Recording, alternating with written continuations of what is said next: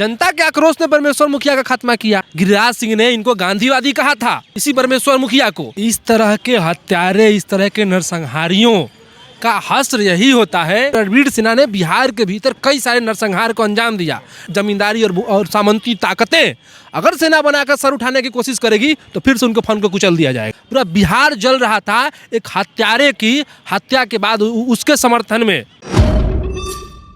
बरमेश्वर मुखिया हत्याकांड में सीबीआई ने चार्जशीट दायर कर दिया है और उसमें हुलास पांडे जो कि चिराग पासवान के पार्टी के संसदीय बोर्ड के राष्ट्रीय अध्यक्ष हैं, उनका नाम आया है। और कई जो सवर्ण समाज के नेता हैं, भूमिहार समाज के नेता खास करके, उनका ही नाम सामने आया। पर बरमेश्वर मुखिया हत्याकांड के बाद कई दलितों का, कई पिछड़ों का हत्या हुआ था कि इस मामले में को लेकर के कि बरमेश्वर मुखिया का हत्यारा यही है। इन्हीं सब मसलों पर बात करेंगे। पटना यूनिवर्सिटी के छात्र संघ के एक्टिविस्ट हैं पटना यूनिवर्सिटी से दिव्यम भाई, जिस तरह से बरमेश्वर मुखिया का हत्या हुआ उसके बाद मारने वाले उनके ही समाज से निकले, उसके बाद बरमेश्वर मुखिया के हत्याकांड के बाद दलित पिछड़ों की हत्या बहुत सारी हुई। क्या सोचते हैं इस पर आप? देखिए, इस तरह के हत्यारे, इस तरह के नरसंहारियों का हश्र यही होता है। वो जनता के आक्रोश और जनता के आक्रोश के सामने वो ढह जाते हैं। तो बरमेश्वर मुखिया को पूरा बिहार जानता है, देश जानता है। और जिस तरह से कारवां ने कोबरा पोस्ट ने जो स्टिंग किया था, उस स्टिंग में तो एकदम सामने आया था कि किस तरह से रणवीर सिन्हा ने बिहार के भीतर कई सारे नरसंहार को अंजाम दिया।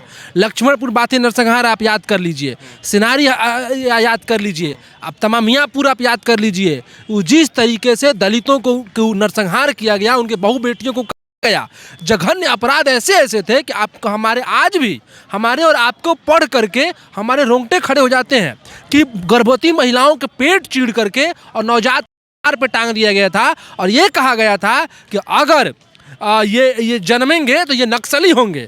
दरअसल उस दौर की जो भूमि की लड़ाई थी, गरीबों मजदूरों की जो लड़ाई थी, उनके आबरू बहू बेटियों की जो इज्जत की लड़ाई थी, जिस तरह से जिसका नेतृत्व रणवीर सिन्हा का बरमेश्वर मुखिया कर रहा था, और उस बरमेश्वर मुखिया के ही नेतृत्व में रणवीर सिन्हा ने बिहार के भीतर कितने कत्लेआम मचाए और एक बड़ा आंदोलन चला। और उस आंदोलन चला और इस तरह के हत्यारों नरसंहारों का यही हश्र होता है। सीबीआई ने चार्जशीट दाखिल किया है, जांच सीबीआई कर रही है।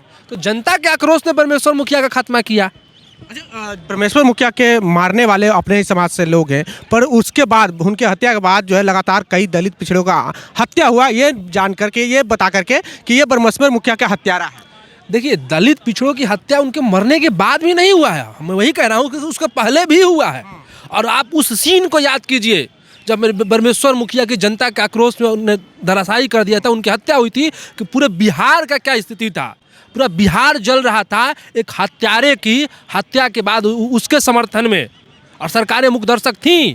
तो उस तरह के हत्यारे, वो जीवित था तब कितने दलितों की हत्या हुई, कितने पिछड़ों की हत्या हुई। तो इस तरह के जो लोगों की हत्याएं हुई, उसके मरने के बाद भी हत्याएं हुई। तो ये किया गया, लेकिन सीबीआई चार्जशीट दाखिल की है, दूध का तमाम चीज़ें बाहर आ रही हैं। रणवीर सिन्हा तो अभी भी कह रही है कि उनके हत्यारों से हम बदला लेंगे और बचेंगे नहीं वो लोग। देखिए, रणवीर सिन्हा अब बहुत कुछ बची नहीं है।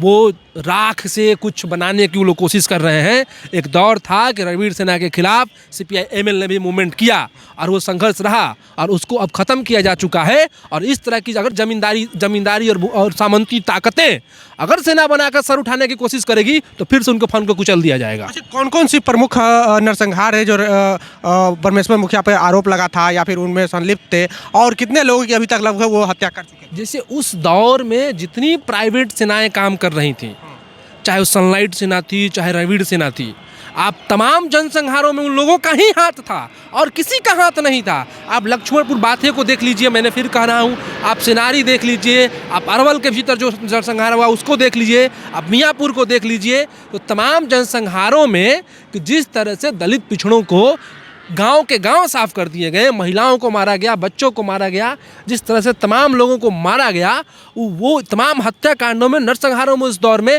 इन्हीं लोगों का हाथ था। और इन लोगों का हाथ था तो उसको सजा इन लोगों को मिली। अच्छा, बिहार ने इतने सारे नरसंहार देखे, तब का वक्त और अब का वक्त में कितना सुधार आया, क्या सुधरा है अभी? देखिए, उस दौर की जो लड़ाइयाँ थीं, जो भूमि संघर्ष का पूरा एक लड़ाई था, लोगों का अधिकार थे, लोगों को वोट नहीं जाने दे रहे थे। आपने इस सभा में भी सुना कि लोगों ने कह रहे थे कि वोट डालने के अधिकार को लेकर के अब आरा के वो आप शहर के भीतर पहला आंदोलन हुआ, उसके खिलाफ लोग वोट डालने गए थे तो उनको 5 लोगों को उसी दिन हत्या कर दी गई थी।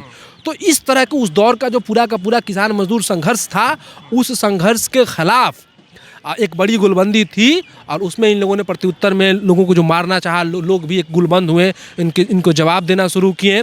तो ये पूरा का पूरा दृश्य था। अभी के दौर में चीज़ें बहुत ठीक हुई हैं, इन सेनाओं को ध्वस्त किया गया है, इन सेनाओं को ख़त्म किया गया है। और लेकिन फिर भी अब और जो अगले दलितों पिछड़ों की जो आने वाली जो अधिकारों की लड़ाइयाँ हैं, उस लड़ाइयों को, उस आंदोलन को आगे बढ़ाया जा रहा है। और चिराग पासवान के पार्टी से हैं हुलास पांडे और ब्रह्मेश्वर में क्या मारने वाले मुख्य आरोपी वो हैं, तो उनकी पार्टी को आप कैसे देखते हैं, चिराग पासवान को कैसे देखते हैं? देखिए, बिहार के भीतर एक किसी आरोपी के हो जाने से आप पूरी उस पार्टी को ये अलग मसला है। उस तरह के लोग, ये जो आज जिन ताकतों के साथ अब चिराग पासवान भाजपा के साथ हैं, उसी भाजपा के नेता गिरिराज सिंह ने इनको गांधीवादी कहा था, इसी परमेश्वर मुखिया को। तो आप वो जो पूरा एक षड्यंत्र रचा जा रहा है, वैसे लोग जो दलित, वो पार्टियाँ जो ताउम्र उस रणवीर सेना और उस तरह के आंदोलनों के समर्थन में रहे, उस तरह के अपराधियों नरसंहारियों के समर्थन में रही, आप उसके साथ गलबहियाँ कर रहे हैं, आप उसके साथ हाथ मिला रहे हैं। तो इस वजह से आपका कोई ऐसा आरोपित आपके पार्टी से निकल जाता है, तो ये बहुत वो मतलब ये कोई चर्चा का विषय नहीं है। चर्चा का विषय है कि इस दौर में जब दलितों के अधिकारों का हनन हो रहा है, संविधान पे हमला हो रहा है, भाजपा लगातार अलग अलग उनके अधिकारों को छीनने की कोशिश कर रही है, आरक्षण को ख़त्म कर रही है, और इस दौर में आप भाजपा के साथ है, तो ये आपके सामने और आपके पूरी राजनीति जिसको आप कहते हैं उसके ऊपर सवाल खड़ा करता है। भारतीय जनता पार्टी इस रिपोर्ट के आने के बाद, सीबीआई की जांच के आने के बाद जो अब शांति बनी है, जो हम चुप्पी साध लिए, गिरिराज सिंह भी कुछ नहीं बोल रहे हैं, तमाम जो भूमिहार नेता हैं कुछ नहीं बोल रहे हैं। इसलिए नहीं बोल रहे हैं कि वो उसके समर्थक हैं। गिरिराज सिंह जब उस वैसे नरसंहारी को आपको वो कह सकते हैं कि गांधीवादी कह सकते हैं। कोबरा पोस्ट का आप स्टिंग देखिए, उसमें कई सारे भाजपा के लोगों का नाम लिया गया था, मुरली मनोहर जोशी का नाम उसमें आया था, और लगातार लोगों ने कबूला था कि हमने वो नरसंहार किया है, और उसमें भाजपा के लोगों को उस कोबरा पोस्ट में नाम भी लिया गया था।